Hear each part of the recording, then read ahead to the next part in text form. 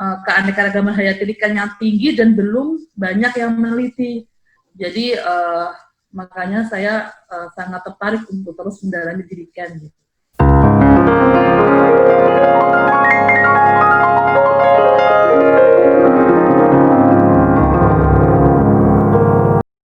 Selamat datang di Rumbia, Rumah Biologi Indonesia. Rumah di mana kita belajar biologi bersama-sama. Kalau saya coba lihat beberapa karya yang sudah terbit atas nama Mbak Miftah ini, kayaknya konsisten banget dengan lichen, Mbak. Kenapa kok begitu suka dengan lichen, Mbak? Apa yang menarik dari lichen? Oh iya, karena lichen itu unik ya, dari dua organisme kemudian bersimbiosis menjadi suatu organisme baru. Terus kemudian kadang juga ketika kita lihat di klasifikasi itu juga sedih ya, karena tidak ada klasifikasi lichen itu masuk mana gitu. Jadi yang ada itu hanya klasifikasi dari individu penyusunnya, alge dan jamur atau mungkin cyanobacteria gitu. Jadi untuk lichen sendiri itu selama ini kan masuk di mana berupa lichen itu kan belum ya, sampai sekarang itu belum gitu. Jadi karena belum banyak peneliti yang interest ke lichen. Di Indonesia sendiri itu kalau misalnya kita bicara lichen itu pasti ketemunya juga itu lagi gitu. Jadi kenapa interest di lichen? Karena memang banyak sekali potensi dari lichen. Terus kemudian keanekaragaman hayati lichen yang tinggi dan belum banyak yang meneliti. Jadi makanya saya sangat tertarik untuk terus mendalami di lichen. Jadi memang potensi yang tinggi baik untuk karya maupun untuk eksplorasinya ya, Mbak. Mungkin teman-teman Rumah Biologi Indonesia masih ada yang mungkin belum familiar dengan lichen. Apa sih sebenarnya lichen itu, Mbak? Ya, jadi lichen itu merupakan organisme simbiosis ya antara alga dan fungi atau dari cyanobacteria dengan fungi yang membentuk suatu organisme baru. Terus kemudian dari tipenya sendiri banyak ya. Kadang kita menjumpai di pohon-pohon itu ada yang bentuknya seperti kerak-kerak. Terus kemudian apabila kita masuk ke hutan itu bentuknya ada yang seperti daun-daun itu tipe foliose. Terus kemudian ketika kita lebih naik lagi ke hutan itu biasanya kita menjumpai lichen yang bentuknya panjang-panjang. Atau beberapa daerah misalnya di Yogyakarta, di Pasar Gede Solo itu biasanya kita banyak menjumpai lichen ini yang diberi nama janggut kai atau kayu angin. Janggut kai itu untuk masyarakat Sunda, kalau kayu angin itu untuk di masyarakat Jawa. Itu kita banyak menjumpai sebagai campuran bahan jamu. Nah, lichen ini juga dimanfaatkan untuk salah satu produk tolak angin. Apabila kita lihat itu ya di belakangnya komposisinya itu ada Usnea talus. Jadi yang paling banyak digunakan untuk obat ini dari usneanya. Padahal selain usnea itu banyak sekali jenis lain yang berpotensi dari sebagai obat gitu. Nah, kebetulan kemarin waktu tesis saya memang fokus ke usnea. Jadi pengen mengungkap usnea apa sih sebenarnya yang dimanfaatkan masyarakat gitu. Nah, ternyata itu masyarakat tuh taunya kayu angin itu cuma satu. Padahal ketika kita identifikasi itu banyak ya, banyak jenis, dan ketika itu dicampur itu menjadi kurang efektif. Misalnya harusnya usnea jenis A digunakan untuk obat kulit, bayrei gitu ya. Itu ada yang manfaatkan untuk ginjal, kolesterol, kan jadi kurang efektif gitu. Terus kemudian ada juga jenis Evernia. Evernia itu bukan usnea, tapi sama masyarakat dicampur buat pengobatan jamu. Jadinya jadi kurang efektif. Jadi permasalahan di masyarakat itu mereka menganggap itu satu jenis, padahal itu banyak spesies di dalamnya. Nah, baru ini ternyata itu banyak sekali. Saya juga eksplorasi ya di Jawa Barat dan di sekitar Jakarta juga. Itu sudah banyak sekali yang ke arah obat herbal terstandar. Jadi ada yang digunakan untuk skincare, terus kemudian ada yang digunakan untuk obat langsung minum. Itu jenis Usnea misamenensis namanya. Padahal dari penelusuran saya di hutan ya, saya itu belum menemukan Usnea misamenensis dalam jumlah banyak. Jadi sebenarnya penasaran itu apakah memang benar Usnea misamenensis yang digunakan atau mereka asal menamain gitu. Jadi dari hal itu saja belum terpecahkan gitu sampai sekarang. Oke, jadi sebenarnya masyarakat sudah mengenal itu sehingga itu menjadi hal yang makin memotivasi Pak Miftah untuk terus mengeksplorasi liken. Satu hal yang lain, saya baca beberapa hal tentang Mbak Miftah ini. Ternyata Mbak Miftah ini adalah salah satu dari foundernya IGBC, Indonesian Genetic and Biodiversity Community. Ya, benar ya Mbak ya? Oh ya, benar Mas. Mungkin itu bisa dikenalkan ke teman-teman Rumah Biologi Indonesia, Mbak. Apa itu IGBC, Mbak? Ya, jadi IGBC itu merupakan komunitas yang bergerak di bidang genetika dan biodiversitas Indonesia. Jadi di sini kami mengajak para adik-adik dan para rekan-rekan semua yang ingin bergabung di IGBC. Kemudian di IGBC ini keuntungannya juga kami melakukan kegiatan diskusi setiap bulannya untuk upgrade ilmu-ilmu terbaru tentang genetika dan biodiversitas Indonesia. Tapi kita akhir-akhir ini lebih fokus pada pengembangan DNA barcode. Kenapa kita membentuk ini? Karena kita pengen mengumpulkan semua para peneliti, terus kemudian para penggiat-penggiat, terus kemudian yang mau fokus di bidang genetika dan biodiversitas Indonesia. Nah, selain itu IGBC juga memberikan layanan untuk konsultasi, misalnya ada yang mau penelitian tentang DNA barcode. Kita membuka analisis dari mulai dari identifikasi sekuen sampai pembentukan pohon filogenetik. Selain itu kita juga melakukan pendampingan dalam pembuatan pohon filogenetik ataupun hal-hal yang berhubungan dengan biodiversitas Indonesia. Kemudian kita juga melakukan kerjasama dengan beberapa lab ya, laboratorium di Sidoarjo di Unsida. Jadi kita bisa kolaborasi misalnya dalam melakukan penelitian. Nah, IGBC sekarang ini sudah masuk ya ke draftnya ke Kemenkumham. Insya Allah sebentar lagi akan legal menjadi suatu yayasan. Insya Allah tahun ini. Ya, berarti sejauh ini berapa sih yang sudah kumpul sebagai anggota komunitas ini, Mbak? Yang sudah kumpul terdaftar resmi menjadi anggota itu ada sekitar 150-an. Dan nanti insya Allah tahun depan kita akan melakukan rekrutmen lagi.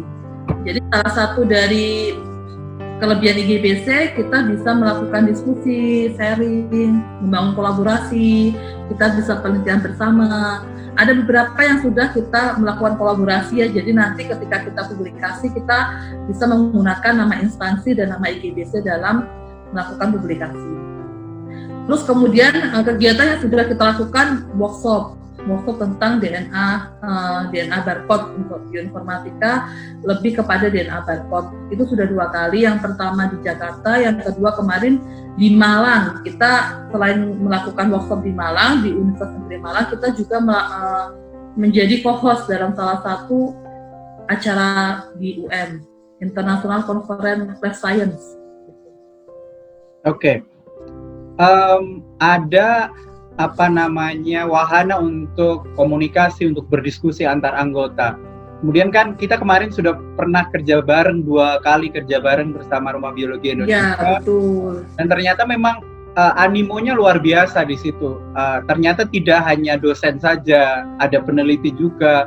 Bahkan kalau kita lihat kemarin ada di situ yang masih statusnya mahasiswa untuk gabung di acara kerja bareng antara Rumah Biologi Indonesia dengan IGBC. Nah, berarti bisa jadi memang animo masyarakat untuk sharing pengetahuan itu tinggi, tapi mungkin belum ketemu wadahnya, sehingga bisa jadi nanti IGBC ke depan bisa jadi wadah yang karena tadi mau legal gitu kan, legal secara hukum dan secara keilmuan, nanti menjadi wadah perkembangan ilmu pengetahuan di Indonesia. Kalau misalnya teman-teman Rumah Biologi Indonesia pengen nih gabung ke Indonesian Genetic and Biodiversity Community, harus seperti apa nih, Mbak? Oh, nanti ya, Mbak. Sebetulnya sudah banyak yang waiting list ya, karena kan kita tidak buka open setiap saat. Jadi nanti kita baru akan buka lagi awal tahun. Oke. Jadi memang ada periodenya. Iya, ada periodenya. Kemarin juga banyak sekali ya. Jadi itu kadang ketika kita sudah menginformasikan akan open, ternyata nggak mendaftar. Tapi ketika kita buka kuliah tamu gitu ya, atau diskusi online, itu mau ikut, mau daftar gitu. Nah, mohon maaf, kami tidak bisa. Jadi karena kan kita ada KTA-nya ya. KTA itu bisa digunakan untuk akreditasi bagi dosen, kemudian untuk kinerja, terus kemudian untuk CV. Jadi di IGBC ini sebetulnya sebagai wadah ya. Kita dosen biasanya butuh ya untuk BKD, kenaikan jabatan fungsional. Insya Allah nanti setelah legal kita sangat membuka lebar bagi siapapun yang ingin mengisi. Nanti ada SK-nya, kemudian ada sertifikatnya, itu bisa digunakan sebagai salah satu aspek untuk beban kinerja dosen, untuk di bidang dosen. Jadi kami sebetulnya sangat welcome gitu untuk melakukan itu. Poin plusnya banyak deh kalau jadi anggota gitu. Oke, berarti memang banyak keuntungan yang akan didapatkan ketika nanti gabung dengan IGBC. Kalau saya flashback nih ke zaman kuliah, ya, ada saat momen khusus nggak Mbak yang masih terngiang sampai sekarang, entah itu di waktu kuliah S1 atau S2, ada sebuah kenangan apa yang kira-kira sesuatu kenangan yang nggak bisa dilupakan gitu waktu kuliah? Oh iya, jadi kenapa sebetulnya itu kenapa Liken ya, kenapa saya Liken tuh awalnya itu waktu saya semester 3 itu ada suatu seminar yang diselenggarakan oleh PBI, Perhimpunan Biologi Indonesia. Waktu itu salah satu dosen saya namanya Dr. Murni Saptasari itu mengarahkan saya. Awalnya saya mau neliti rumus, terus beliau bilang, Miftah nelitikan saja. Nah, tapi di kampus kami itu tidak ada yang ahli Liken. Akhirnya kami membeli buku bertiga. Ternyata juga nggak bisa ya belajar dari buku itu, karena identifikasi Liken itu harus diiris, pakai kimia. Beda dengan identifikasi pada tumbuhan lain. Terus kemudian akhirnya kami cari di Google, ketemulah salah satu dosen namanya Bu Dr. Utmila Fitri Untari yang sekarang beliau dari dulu di UGM, sekarang juga masih di UGM di Fakultas Biologi. Akhirnya beliau mau, padahal kami bukan siapa-siapa beliau mau membimbing kami. Waktu itu kami sampai bisa publikasi di ATBC ya. ATBC itu merupakan salah satu ajang terbesar yang waktu itu dihadiri 60 negara di Indonesia, dan waktu itu langsung Pak Budiono, Wakil Presiden yang membuka. Dan kami berhasil presentasi dengan oral. Jadi dari beberapa paper yang diterima, itu di Indonesia hanya 2 yang lolos, itu mahasiswa dari IPB dan dari kami. Padahal waktu itu masih awal banget, kami masih semester 5 itu kalau nggak salah, tahun 2010. Nah, jadi itu momen yang paling berharga sih dalam hidup saya. Jadi dari awalnya Bu Murni menyarankan meneliti Liken, akhirnya ketemu Bu Mila, dibimbing, dari nggak ngerti apa-apa ya, hanya selembar kertas kosong. Terus kemudian waktu S2 diperkuat lagi, ketemu dosen yang sangat baik ya Bu Liken, didukung kalau saya pasti bisa menaklukkan DNA Liken. Jadi itulah momen berharga di hidup saya.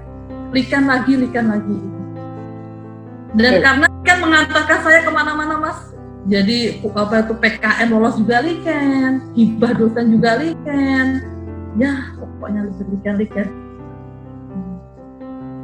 Oke, berarti memang ada andil dosen di situ ya yang ternyata iya, betul. Pertama mengarahkan, kemudian ketemu dengan Ibu Rutmila, kemudian ketemu lagi dengan Ibu Liken. Ada peran signifikan dari dosen terhadap kecintaan Mbak Miftah, lebih cinta lagi terhadap biologi, khususnya tadi Liken. Iya, jadi kalau dibilang itu dalam hidup itu ada 3 dosen yang sangat berpengaruh dalam hidup saya, Bu Murni, Bu Mila, dan Bu Liken. Beliau yang mengcover gitulah, membimbing selama ini, dan sampai sekarang masih tetap terus membimbing. Ya, sampai sekarang masih terjaga ya konektivitas dengan beliau. Iya, ya? Masih terjaga. Siap, karena itu menjadi bekal untuk kolaborasi, siapa tahu next berkolaborasi dengan beliau. Mungkin kala dulu adalah dosen dan mahasiswa, tapi siapa tahu nextnya adalah kolega penelitian atau kolega sebuah kegiatan yang lain. Betul. Nah, jadi dosen itu memegang penting Mas. Kita sebagai dosen bisa meneladani ya beliau-beliau. Jadi untuk kedepannya gitu. Siap. terakhir nih Mbak Miftah, sebagai mitra kita pernah bekerja sama antara Rumah Biologi Indonesia dengan IGBC pun dengan PSS 1 Biologi di FST UIA. Apa nih harapan dari Mbak Miftah entah secara pribadi atau secara institusi kepada kami di Rumah Biologi Indonesia?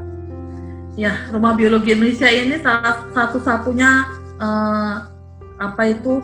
channel YouTube yang sangat lengkap ya menurut saya, menyediakan informasi tentang biologi, terus kemudian materinya juga sangat bagus, terus kemudian konten-kontennya itu sangat bermanfaat. Jadi harapannya jangan berhenti untuk membuat konten yang positif, jangan berhenti untuk memberikan suatu ilmu baru kepada para penonton. Karena mahasiswa saya banyak yang saya sarankan untuk akspet, karena tuh mereka ketika kuliah di kelas mungkin kurang maksimal, kurang bisa mengerti, bisa menambah dengan melihat konten-konten di Rumbia. Jadi harapannya semoga Rumbia semakin jaya, semakin banyak konten-kontennya dan terus eksis. Berarti next bisa ya kita kolaborasi lagi, entah misalnya kami mengundang Mbak Miftah untuk ya semacam presentasi cerita apa itu lichen, bagaimana oh ya, sangat bisa Mas ya gitu ya. Ya. Oke. Mbak Miftah, terima kasih sudah hadir di Rumah Biologi Indonesia. Sukses terus sukses untuk karirnya, sukses untuk IGBC dan sukses juga untuk Universitas Islam As-Safiyyah. Semoga nanti setelah pandemi ini berakhir kita bisa ngopi bareng, kemudian kita bisa konten bareng, memberikan ya cerita inspiratif kepada teman-teman Rumah Biologi Indonesia. Ya, terima kasih banyak Mas Pri atas undangannya. Siap. Terima kasih Mbak Miftah. Assalamualaikum warahmatullahi wabarakatuh.